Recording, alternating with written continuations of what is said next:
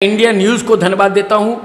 देखिए, मेरा ये मानना है कि छोटे छोटे चैनलों के माध्यम से छोटे छोटे लोगों का जो दिल का दर्द है उसे लोगों के बीच लाया जाए, क्योंकि बड़े बड़े चैनलों का बड़ा बड़ा खेल होता है। मैं बड़े बड़े चैनलों का उतना पक्षधर नहीं हूँ, फिर भी मैं उसके विरुद्ध में नहीं बात कर सकता। लेकिन इंडिया न्यूज़ ने जिस बेबाकी से विभिन्न मुद्दों पे हमसे बात किया, तो मैं समझता हूँ कि शायद उनकी ये मिशन जो है सक्सेस होगी।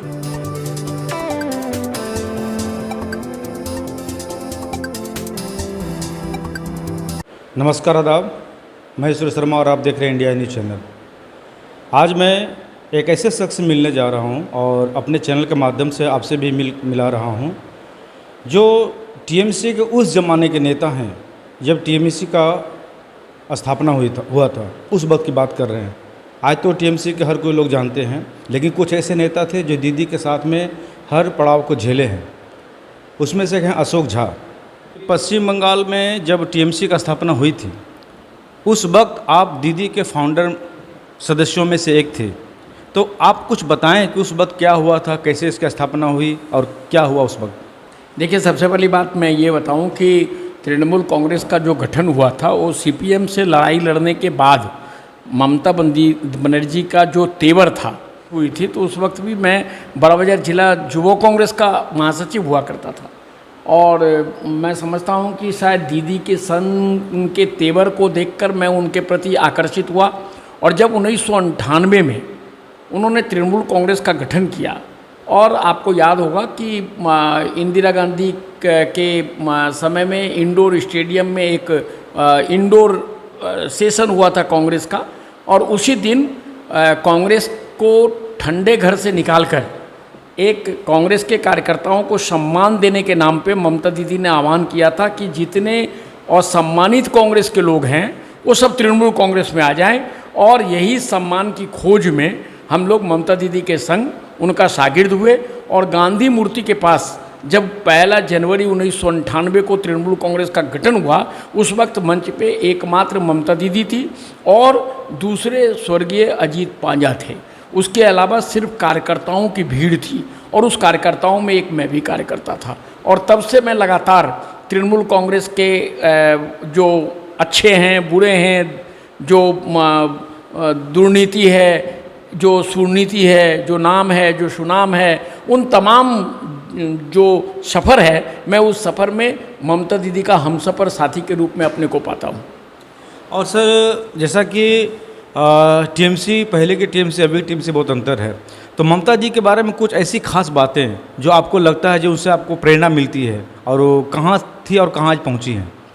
देखिए, मैं पहले ही कहा हूँ कि ममता दीदी की जो लड़ाई लड़ने की तेवर थी, वो तेवर आज के समय में, वर्तमान समय में भारतवर्ष के बहुत कम, मैं यूँ कहूँ कि शायद ऐसा तेवर आज के समय में भी कोई नेता या नेत्री का नहीं है जो ममता दीदी के पर्सनैलिटी में देखने को मिलता है। और यही कारण है कि कार्यकर्ता होने के नाते मैंने सीपीएम से लड़ाई लड़ा है। उसके बाद आज के वर्तमान परिस्थिति में भी जो धर्म, संप्रदाय, राजनीति, विकास अविकास के जो द्वंद्व हैं, उस द्वंद्व से भी ममता बनर्जी लड़ रही है। तो उनकी लड़ाई लड़ने की जो तेवर है ना, वो तेवर हमारे जैसे कार्यकर्ताओं को प्रेरित करता रहता है। और सर, तो ममता बनर्जी को अभी 2024 के लिए as a prime minister candidate माना जा रहा है। लोगों का जो उनको मानते हैं, जो उनको समर्थन करते हैं, वो टीएमसी के तरफ से ममता बनर्जी को 2024 में प्राइम मिनिस्टर देखना चाहते हैं। इस पर आप क्या कहेंगे। देखिए, मैं तो स्पष्ट कहूँ कि ममता दीदी की सादगी, ममता दीदी की लड़ाई लड़ने की प्रवृत्ति, ममता दीदी की मूल्यबोध की राजनीति से लेकर मामाटू मानुष तक की जो धर्म युद्ध है, उस युद्ध को देखते हुए आज के समय में एक स्वच्छ तेवर की जो नेत्री है, वो नेत्री ममता दीदी है। तो वो अगर भारत की प्रधानमंत्री बनती है तो इसमें अतिशयोक्ति क्या है। चलिए सर, और ये बोल रहा हूँ कि जबकि 2021 में चुनाव हुआ, इसमें ममता बनर्जी पहले ज़्यादा सीट लेकर आई हैं। ऐसे में आखिर मुकुल राय की क्या ज़रूरत थी लेना। क्या आपको लगता है कि ज़रूरत थी, उनको लिया जाना चाहिए था। देखिए, मुकुल राय भी तृणमूल कांग्रेस के संस्थापक सदस्यों में एक थे, और तृणमूल कांग्रेस का जन्म काल का जो इतिहास है ना, उस इतिहास के सृजन करने में मुकुल राय की बहुत बड़ी भूमिका है। तो आप ये बताएं ना कि अपनी माँ को छोड़ के कोई कहीं जा सकता है क्या?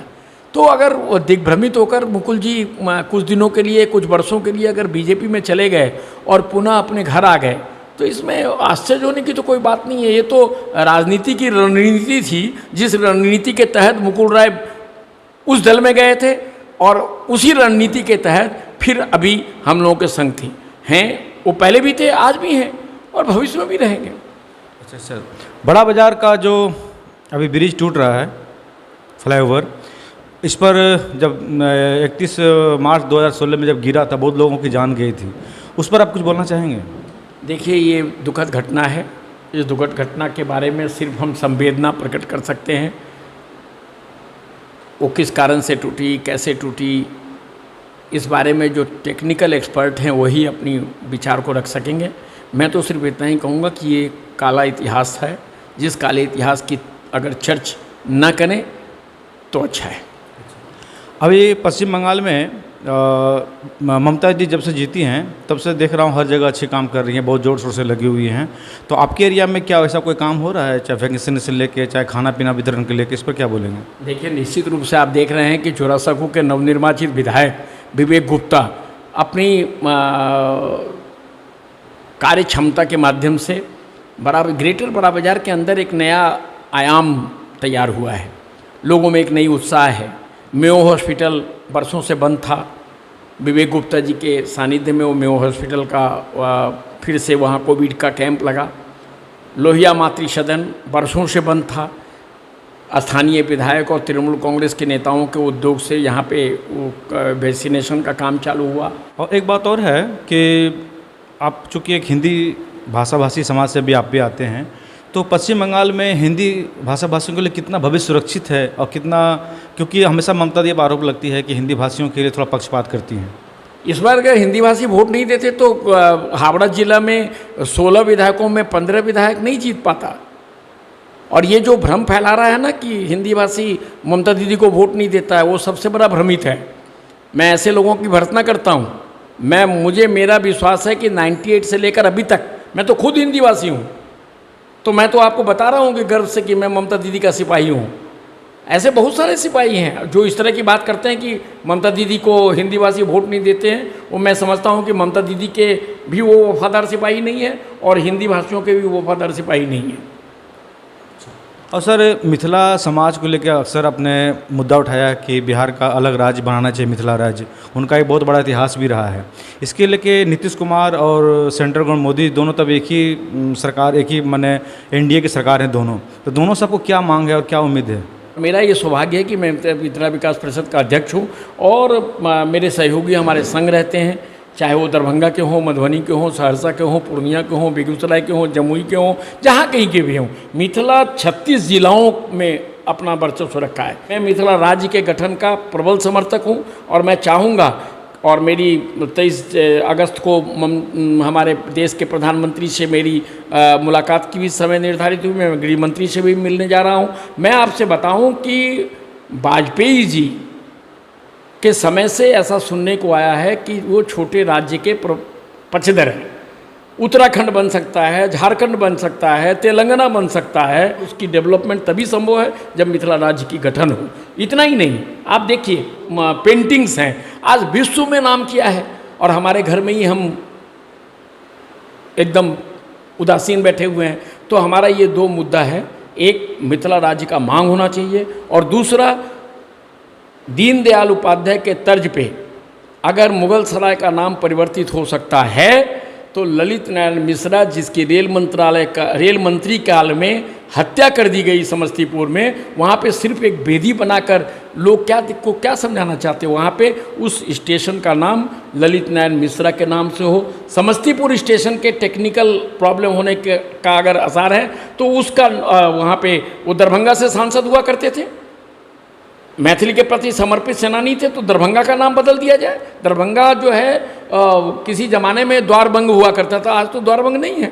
तो ललित नारायण मिश्रा के नाम पे या तो दरभंगा स्टेशन का नामकरण हो या फिर समस्तीपुर स्टेशन का नाम हो। ये दो मुहिम मिथिला विकास परिषद के द्वारा चलाया जा रहा है।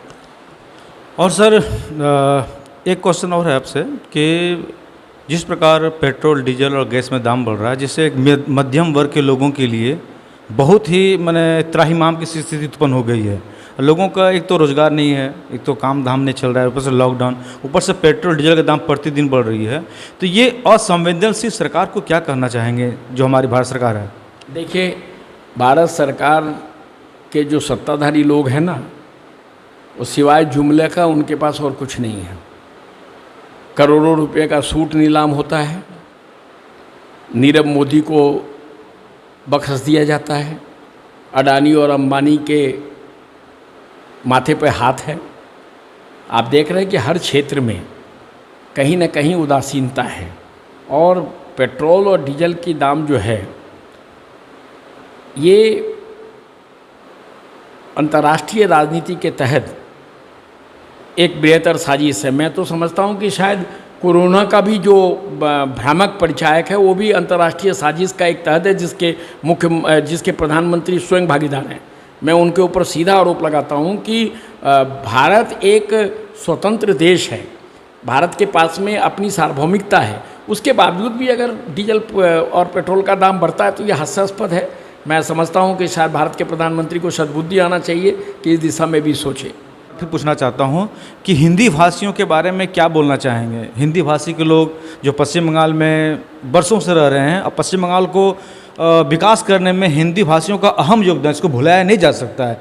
फिर भी हिंदी भाषियों के लिए क्या आप यहाँ करना चाहेंगे, उनके विकास के बारे में क्या करना चाहेंगे?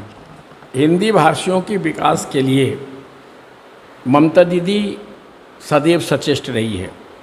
अगर वो सचेष्ट नहीं होती तो हिंदी विश्वविद्यालय का गठन नहीं होता। वो अगर सचेष्ट नहीं होती तो गंगा सागर जो जगह है, पहले लोग बोलते थे कि गंगा सागर एक बार सब तीर्थ बार बार, अभी लोग बोलते हैं कि गंगा सागर बार बार।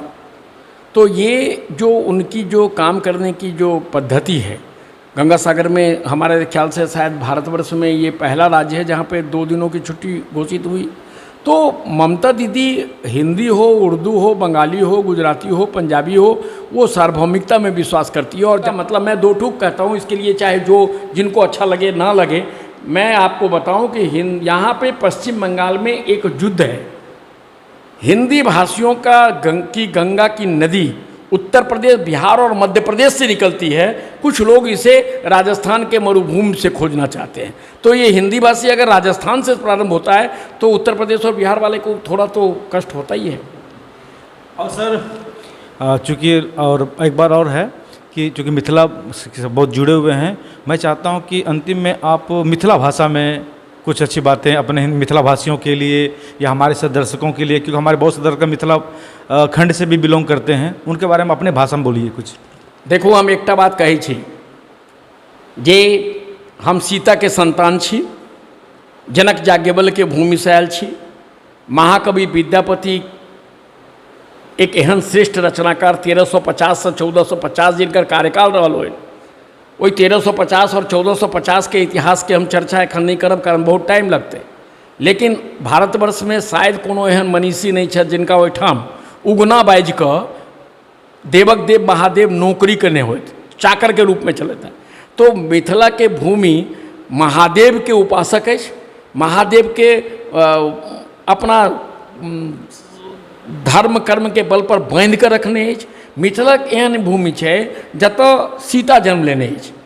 आई भारतवर्ष के सरकार महिला विकास पर करोड़ों रुपया खर्चा करी छै। हम तो मांग करब भारत सरकार से जे मिथिला के जे बेटी अछि जनक सुता सीता, तिनका आदर्श मान कऽ अगर भारतवर्ष के या केंद्र सरकार या राज्य सरकार अगर विकास के बात कराए महिला सब छथि तिनका बारे में, तो सारा समस्या के निदान वही ठाम भऽ जेतै।